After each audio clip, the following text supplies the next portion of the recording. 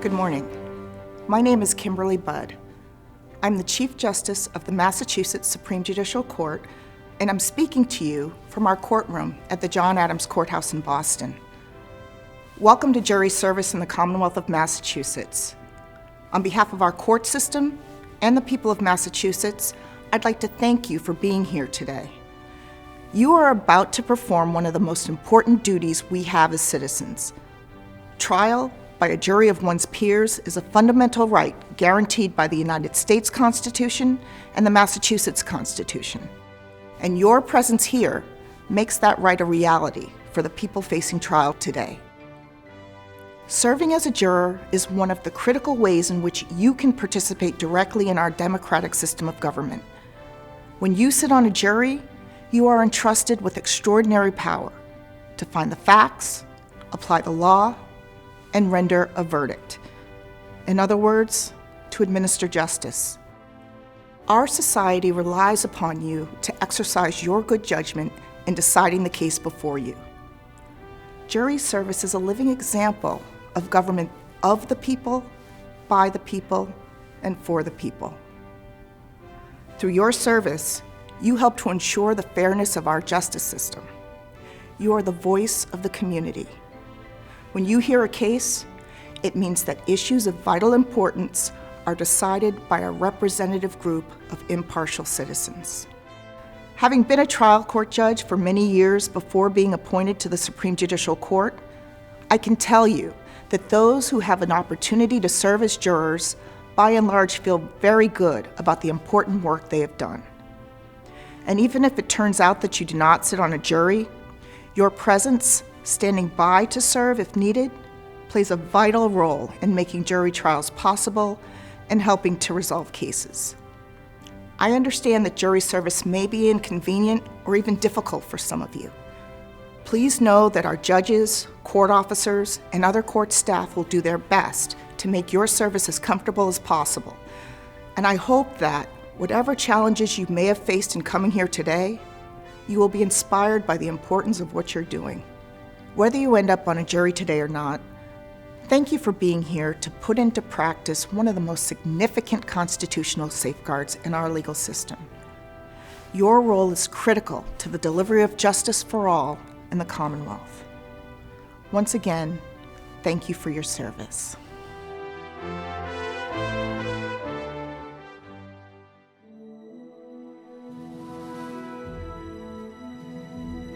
The concept of trial by jury as we know it today originated with the Magna Carta in 1215 and developed in its modern form in the 1600s in England. Trial by jury was a treasured right brought to the New World in 1620 by the Pilgrims in Plymouth and by the Puritans who settled the Massachusetts Bay Colony. The right to be judged by members of the community, a jury of one's peers, was so important to the colonists that Thomas Jefferson included it in the Declaration of Independence in 1776. The colonists complained in the Declaration that the Crown deprived them, in many cases, of the benefits of trial by jury. The Massachusetts Constitution, authored by our own John Adams in 1780, guaranteed all persons the right to a trial by jury in both civil and criminal cases. Our state constitution is the oldest constitution in the world that has been in continuous use since it was adopted. It was a model for the United States Constitution, which reiterated the right to trial by jury, as did the Bill of Rights. While trial by jury has been a cherished principle throughout our history, the composition of juries has changed over time. Today, juries reflect the wonderful diversity of our community. However, that wasn't always the case. The first African Americans to sit on a jury anywhere in the United States did so right here in Massachusetts in 1860, just before the Civil War. On the other hand, despite persistent efforts, women did not become eligible for jury service in Massachusetts until 1950, a full 30 years after they won the right to vote. There was a desire to make jury service more equitable, fairer, and most importantly, to truly develop a cross-section of the community that would sit in judgment on the issues to be presented to them. As recently as the 1980s, whole categories of citizens were exempted from service, including legislators, parents of young children, clergy, teachers, firefighters, lawyers, and many others. As a result, juries were not necessarily very representative of the community. Also, those who were eligible had to serve for 30 days, and often served as jurors on multiple trials. But in 1982, a new law changed all that. The one-day or one-trial system eliminated all exemptions and made everyone eligible to serve. Once again, Massachusetts was at the forefront of improving the jury system and was the first to adopt the one-day or one-trial law statewide. The Commonwealth's juries now truly represent a cross-section of the community. Employers are now required to pay employees for the first 3 days of juror service, and the Commonwealth pays a stipend from the 4th day on. These improvements increased the pool of available jurors and made jury service less burdensome for everyone. Today, our juries are diverse in every way, and they all have the right to participate in the administration of justice in the courtroom. Jurors represent all ethnicities and backgrounds. They work in every field and range in age from students to retirees. They come from all walks of life with their own unique points of view. As diverse as a group of jurors may be, when they arrive at the courthouse, they will work as one to take an active role in our government. It's a role that should never be taken for granted. Well, what I like to tell people is that you really have two duties as a citizen. One is to vote, and the other is to serve as a juror if called. Your duty as a citizen to vote is important. You are one of several thousand, hundreds of thousands, or even millions of people who vote. As a juror, if called and if asked to serve, you are one of 12. You have an extraordinary responsibility as one of 12 citizens to make a judgment that will affect the lives or the property of other individuals within the community. As a citizen and someone who lives here in our Commonwealth, you have been randomly selected to serve as a juror. Randomness means that anyone who is eligible for jury service has an equal chance of being summoned, whether they have served before or not. This is why you might be called several times before your neighbor is summoned. It's like getting heads 3 times in a row on the flip of a coin. Under our one-day or one-trial system, you will serve for 1 day or for the length of one trial, unless the court orders otherwise. Many people complete their service in 1 day, and most are done in 3 days or fewer. Once you finish your service, you won't be called to serve again for at least another 3 years. Some jurors worry that they won't do a good job or they're concerned about serving on jury duty. But most of the jurors that I've spoken to acknowledge after they serve that it's one of the most empowering, fascinating, and rewarding experiences of their lives. Once they sit in that jury box, they rise to the occasion. It's a part of being a U.S. citizen to be on a jury duty. Like you're part of the justice system, which is good. I was excited for this. It was my first time ever getting jury duty, so it was a nice experience. You know, it was something I always, kind of when I turned 18, I was looking forward to the day when, you know, I would actually get it in the mail. And it's an important duty that we all as citizens should do, and it's important for us to be a part of that. It was fascinating, and I'm very glad to have had the experience. While you're checking in and going through the juror orientation, the judges, parties, and others are working elsewhere in the courthouse, getting everything ready to start the trial. The court officers will do their best to keep you informed about what's going on. Although you may have to wait for some period of time while the cases are being readied, the court is committed to bringing you to the courtroom as soon as possible, or releasing you from service once it's known for sure if a jury will be needed today. When you arrive in the courtroom, you will see some of the people who have a role in the trial process. The judge directs all the proceedings, decides what evidence is admissible, and explains the important legal principles to the jury. The court clerk assists the judge, administers oaths to witnesses, and controls the exhibits admitted during the trial. The court stenographer keeps a record of what is said during the trial. Some courtrooms use digital recording systems instead of stenographers for this purpose. and the court officers maintain security and escort and assist the jurors. Before a trial can start, a jury must be impaneled. As a prospective juror, you will be brought into the courtroom where the judge will tell you about the case and introduce the parties. The judge will ask a short series of questions related to the case at hand. You'll get a chance to speak to the judge if you have concerns about your ability to serve on a particular case. And following that, attorneys for each party may ask that certain jurors be excused. So after the judge questions the potential jurors, an attorney, like me, may ask additional questions. The intent is to give both sides a chance to participate in the selection of the jury.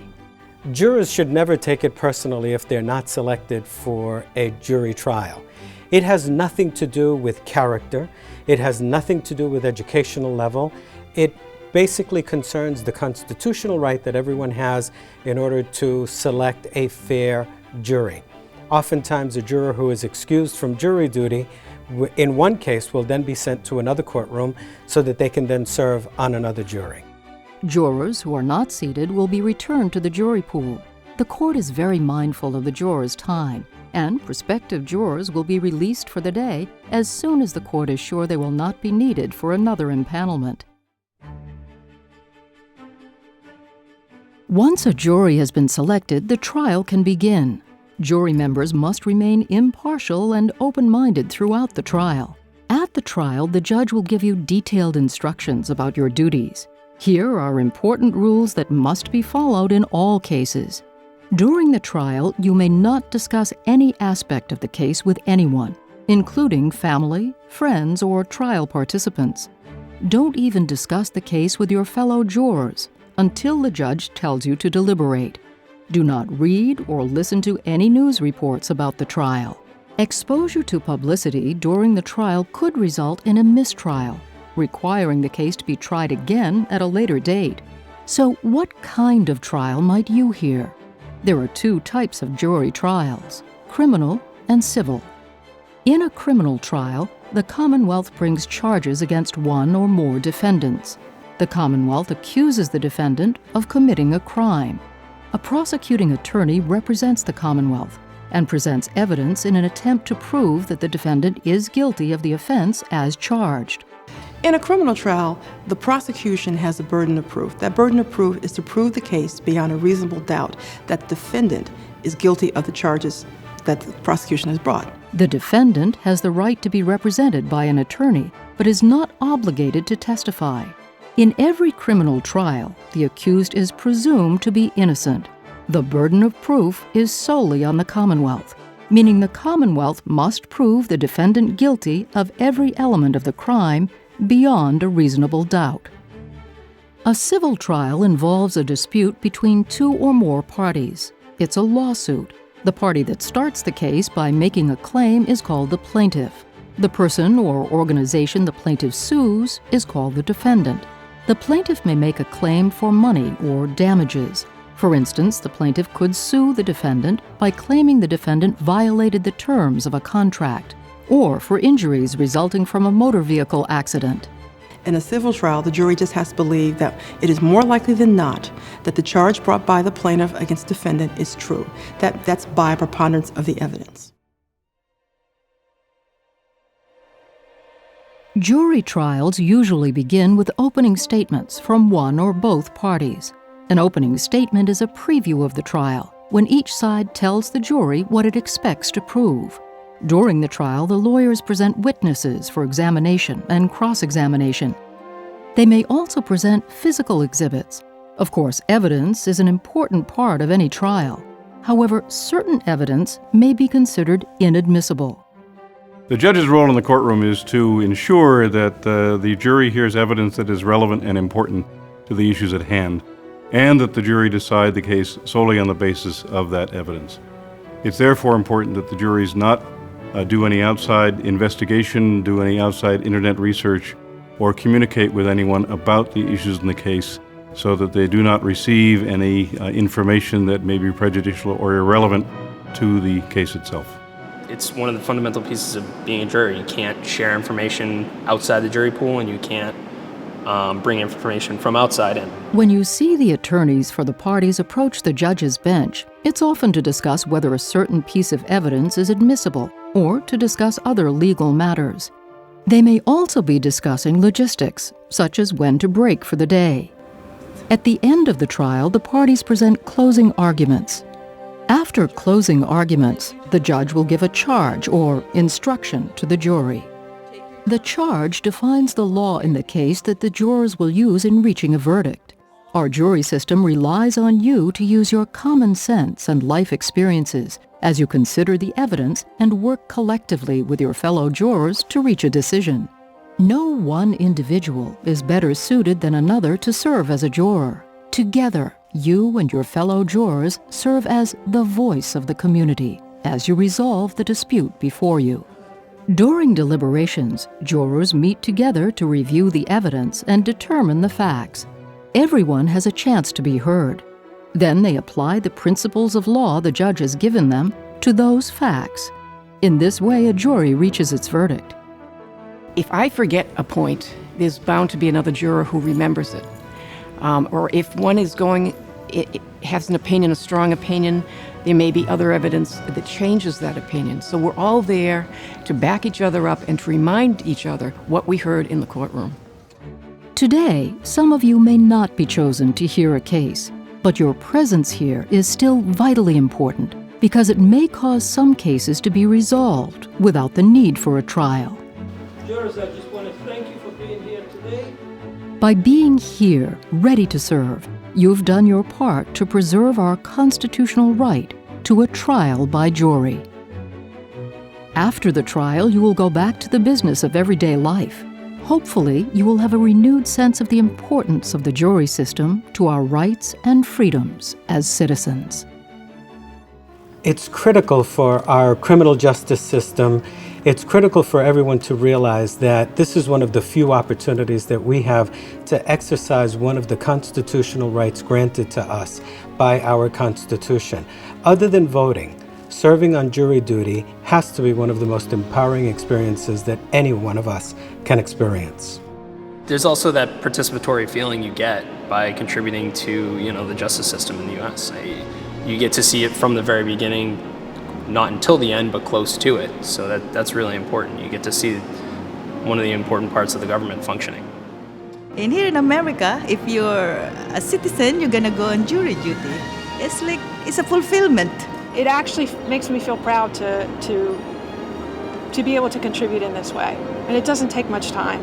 I've just always kind of been intrigued by it. And, this is my way of, doing a small part to, make sure that the system works right. I think it's the right process, and I'm happy to play a role in it. I've been called for jury service 3 times, and I have served 3 times. It is an extraordinary experience, and I recommend it to everyone. If I had to do it again, I'd do it again in a second. It was really worth it. It was very interesting. I really enjoyed it. From what I've seen, the system works, and I would do it again if asked. I would absolutely do it again. I will definitely serve again if I'm asked to. I would do it again. No doubt about it.